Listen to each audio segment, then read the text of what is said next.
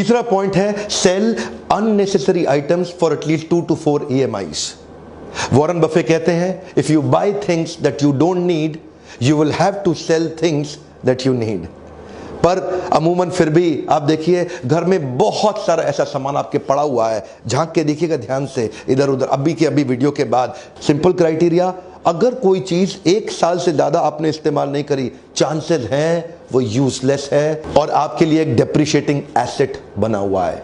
थोड़ा अपने घर में झांक के देखिए, मैं कुछ एग्जांपल्स देता हूं आपको। काफी सारा अननेसेसरी फर्नीचर या ओल्ड मोबाइल फोन्स हो सकते हैं, इलेक्ट्रॉनिक अप्लायंसेस जैसे टीवी, माइक्रोवेव, हीटर, कई बैग्स भी हो सकते हैं खूबसूरत लेकिन अब आप इस्तेमाल नहीं करते, थोड़े पुराने हो गए। कुछ कंप्यूटर लैपटॉप्स हो सकते हैं, washing machine, camera, cycle, books, musical instrument, sports equipment, apparels. अब थोड़ी टाइम लगता है, OLX पे बेच दे, क्विकर पे बेच दे, दुनिया भर की ऐड आ रही है। कम से कम 4-5 EMI आप ऐसे ही निकाल लेंगे उन चीजों को बेच के जो कचरे की तरह डेप्रिशिएटिंग एसेट बन के आपके घर में पड़ी हुई है।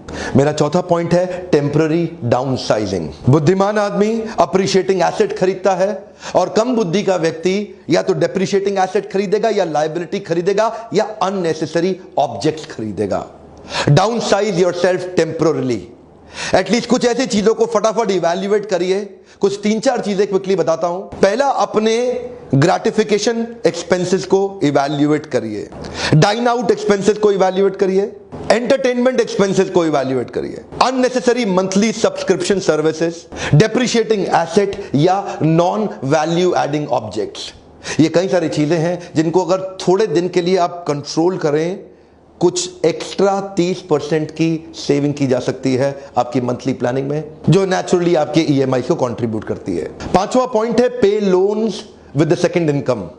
कई बार हस्बैंड वाइफ घर में दोनों काम कर रहे होते हैं, तो एक की सैलरी से घर चलना चाहिए और सेविंग होना चाहिए, दूसरे की सैलरी केवल लोन्स पे ऑफ करने में पूरी तरह डेडिकेट हो जानी चाहिए। जब आपको पता है कि वो सैलरी अवेलेबल ही नहीं है, आप लोन्स को ज्यादा अच्छा मैनेज कर पाएंगे। और दूसरा उपाय हो सकता है केवल एक अर्निंग मेंबर हो घर में, वाइफ ना काम करती हो, उस केस के अंदर अपने लिए एडिशनल इनकम की प्लानिंग आप कर सकते हैं। कई बार एडिशनल इनकम सुनने में अटपटा या मुश्किल लगता है, ऐसा नहीं है। मैं आपको कुछ आइडियाज देता हूं। आप फ्रीलांस फोटोग्राफी कर सकते हैं, कंटेंट राइटिंग कर सकते हैं, टीचिंग कर सकते हैं, LIC एजेंट बन सकते हैं, multi level marketing executive leader बन सकते हैं, डेटा एंट्री, टेलीकॉलिंग या इंडस्ट्री स्पेसिफिक कंसल्टिंग।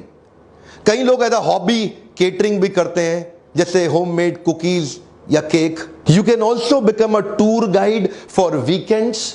ओला या उबर ड्राइविंग भी आप पार्ट टाइम कर सकते हैं, ऑफिस खत्म होने के बाद ड्राइव करते हुए। ओला, उबर, ये भी एक्स्ट्रा 15-20 हजार रुपए महीने का आपको काम दे सकता है। या कुछ लोग सोशल मीडिया पे पेड ट्वीटिंग एक्सेट्रा कर सकते हैं। छोटी छोटी चीजें जो की जा सकती हैं। आप अपने पैशन को ढूंढिए जो प्रोफेशन के साथ साथ बिल्ड करके एक्स्ट्रा इनकम जो कि you can straight away throw it to your EMIs।